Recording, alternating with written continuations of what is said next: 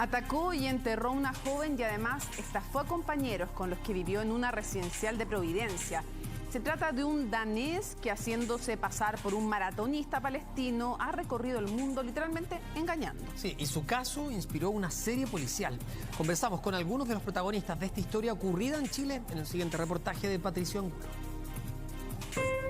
Él se mostraba, como todo buen estafador, como una persona encantadora. Aplica violencia cuando se siente acorralado, cuando sabe que ya está pillado y no tiene otra posibilidad. Y le dice Cali, ella se da vuelta y le pega con un diablito en la cabeza. Se trata de un peligroso estafador que habría engañado a unos 50 deportistas en Dinamarca, Inglaterra y Brasil.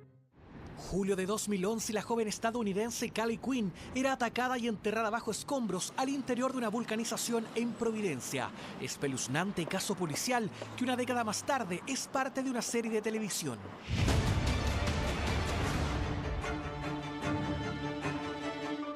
Se trata del peor inquilino del mundo. Uno de sus protagonistas es Josef Hatter, un danés y compañero de Cali en la residencial donde ambos vivían. Tras atacarla, la PDI iría tras sus pasos. Pero ¿cómo y por qué llegó este hombre a nuestro país?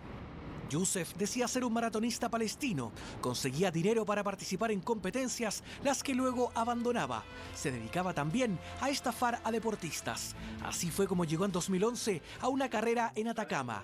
Carlos Medina, miembro de la comunidad palestina, lo conoció cuando arribó a Santiago. La Federación Palestina de Chile en ese momento hizo todo un llamado de apoyo a otra gente de la comunidad para juntar esa plata, que más o menos para ese tiempo deben haber sido como, no sé si 4 o 5 millones de pesos, $8.000. Fue así como pudo inscribirse y participar de la maratón, pero tal como solía hacerlo, se retiró por una supuesta lesión, aunque esta vez quedaría en evidencia quién era realmente. Lo lleva a hacerse unos exámenes después acá en Santiago. Josef no quería hacérselo, pero al final va más o menos obligado, y él no tenía nada. ¿Ya? Y ahí se nota que estaba mintiendo. En medio de las sospechas, la comunidad descubrió que Hatter no era palestino, sino libanés. Esto llevó a que un amigo inglés con el que llegó a Chile le pidiera de vuelta $38.000 que le había entregado para un supuesto negocio. Pero Josef terminó golpeándolo con un palo en la cabeza. La víctima regresó a su país sin el dinero y él desaparecería por un tiempo. Tras el violento episodio, llegó a vivir a esta hostal de extranjeros en Providencia. Josef tenía una personalidad bien magnética, él era una persona muy simpática, era muy entrador, ¿no? Como decimos aquí en Chile, era una persona que apenas tú lo conocías, te caía muy bien. Cali y Josef se conocieron en esta residencia estudiantil de calle Condel en Providencia. A ella le pareció una persona arrogante, pero su percepción cambió con el correr de los días. Cali Quinn era una profesora estadounidense y había llegado a Chile para establecerse por 1 o 2 años. Con el correr del tiempo, comenzó a buscar dónde vivir más cómodamente en Santiago. Josef, ya enterado de sus intenciones, le ofreció un departamento. Y le dice que se lo podría arrendar en la suma de $150.000. Cali tenía una amiga, también norteamericana, eran muy amigas ellas, por lo que decidieron irse juntas. Y le pagan por adelantado una suma de $300.000. Y pasaba el tiempo y no habían resultado, y no había el contrato, y no entregaban las llaves, y no se podían mudar. Finalmente, el 20 de julio de ese año, Josef le entregaría las llaves y quedarían de ir a una oficina, la que al llegar estaba cerrada porque claramente no existía. Todo era parte de un plan para desentenderse una vez más de sus deudas. Le dijo a sus compañeros que debía viajar y que les enviaría el dinero con Cali, con quien pasó luego a un bar donde le haría una insólita invitación. Le dice, mira, ¿sabes qué? Yo sé de un lugar que está quemado, ¿no es cierto?, siniestrado, pero dentro de ese lugar que yo ya vine en alguna oportunidad, me fijé de que hay un inodoro que tiene su tapa de oro. Ella le llama la atención y en un afán igual entre diversión y un poco de intriga, va con él al lugar.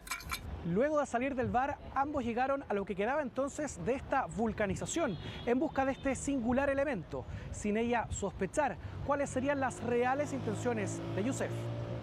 En el interior recorrieron el lugar en busca de la supuesta tapa de oro, que no era más que una trampa para quedar a solas con ella.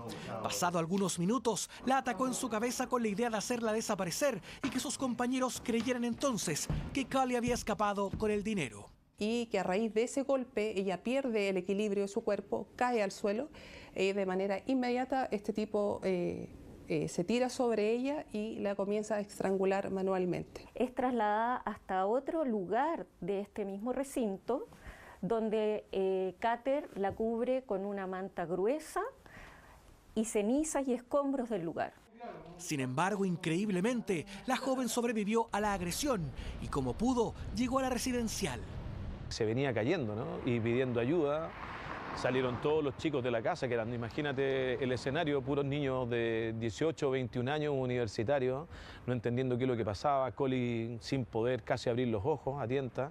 Y en ese mismo instante también se percata de que Yusef estaba ahí con el resto de los residentes de la hostería y se sorprende, de manera, queda muy traumatizado al verla. Y ella en ese momento, a viva voz, le dice de que es él quien intentó matarla. Cali fue llevada al hospital, donde le diagnosticaron un traumatismo encefalocraniano y una quemadura conjuntival en sus ojos. En paralelo, Yusef huía del alojamiento. Él informa a sus compañeros de casa que él debe viajar en forma urgente a Dinamarca porque su madre había fallecido. Los hechos fueron denunciados ante Carabineros, pero una semana más tarde el caso quedaría en manos de la PDI, que en medio de diligencias investigativas fue al lugar de los hechos junto a la víctima, una vez que fue dada de alta. Conforme a la declaración que ella entrega, nosotros hicimos la inspección ocular del sitio de suceso, donde se realizaron peritajes fotográficos y planimétricos, pudiendo establecer el lugar donde ocurrió la agresión y donde ella también quedó enterrada. Después ella concurre con nosotros y coincide plenamente también con lo que nosotros ya habíamos podido establecer criminalísticamente. Tras semanas de seguimiento, Yusef Hatter fue detenido en agosto en Providencia. La fiscal Jimena Coca fue quien le tomó la primera declaración. Luego de presentarse como una persona encantadora, dice, al confrontarlo por lo acontecido, cambió drásticamente. Toma una conducta más agresiva, de hecho se puede ver en su expresión facial, corporal hacia mí, en forma muy agresiva responde y porque no tenía argumentos. Yusef fue formalizado por homicidio en carácter de tentado y estafa, quedando entonces en prisión preventiva. En medio de la investigación, testigos y compañeros aportaron antecedentes, quedando en evidencia que detrás del supuesto atleta se escondía un peligroso estafador. A uno le pedía 20.000, al otro 50.000, al otro 100.000, al otro 30.000. En particular a la chica que más le pidió plata creo que fue a Cali. Y cuando estos mismos residentes intentaban cobrarle el dinero, él se ofuscaba mucho y se volvía muy violento. Hatter finalmente reconoció los hechos y la causa terminó en un juicio abreviado, donde fue condenado a 602 días de cárcel. Esa es la pena que atendía las circunstancias atenuantes, en que solo se reconoció la atenuante de colaboración. Por supuesto, es una pena baja, pero absolutamente acorde y a los límites de la ley. It's all about hustling money. He's so good at lying. He's a psychopath. Fue así como su caso inspiró uno de los capítulos de la serie documental de Netflix, El peor inquilino del mundo, que cuenta las historias de distintos estafadores y asesinos y muestra testimonios como el de Cali Quinn. There are absolute evils in this world, whether it be an abstract or metaphorical evil, but it is mostly people.